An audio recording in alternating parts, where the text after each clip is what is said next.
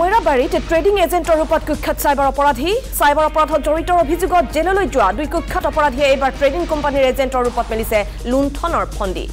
YFX নামৰ এটা trading কোম্পানীত সহজে ধন ঘটাৰ প্ৰলোভন দেখুৱাই চৰকাৰী কৰ্মচাৰী ব্যৱসায়ী সাধাৰণ লোকক জড়িত কৰাৰ অভিযোগ। ইজাজুল হক সাইফুল ইছলাম নামৰ দুই চাইবাৰ অপৰাধীয়ে ট্ৰেডিং কোম্পানীৰ নামত লুণ্ঠনৰ জাল মেলাৰ অভিযোগ আৰু এই ক্ষেত্ৰত আৰক্ষীক সঠিকভাৱে তদন্ত কৰিবলৈ আহ্বান জনাইছে স্থানীয় সচেতন ৰাইজে।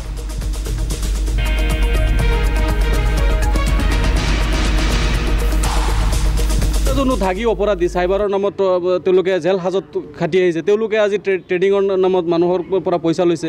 তেওঁলোকে আজি ট্ৰেডিং কৰি আছে। তেওঁলোকৰ যি ব্লেক মানি আছিল সেয়া কি হোৱাইট মানি কৰা এটা তেওঁলোকে পন্থা বাছি লৈছে নেকি? মইৰাবাৰী অঞ্চল বা লাহৰিঘাট ঢিং বুঢ়াগাঁও এইবিলাক অঞ্চলত কিন্তু একাংশ যুৱ প্ৰজন্ম আজি মানে কম সময়ত তেওঁলোকে ধনী হোৱাৰ এটা পন্থা উলিয়াই লৈ চাইবাৰ অপৰাধ কৰিছে আৰু তেওঁলোকৰ মানে হাজতত খুব কম দিনত তেওঁলোকে হাজত কাটি ওলাই আহে। পৰৱৰ্তী সময়ত কিন্তু সেই চাইবাৰবিলাক বন্ধ হোৱা নাই।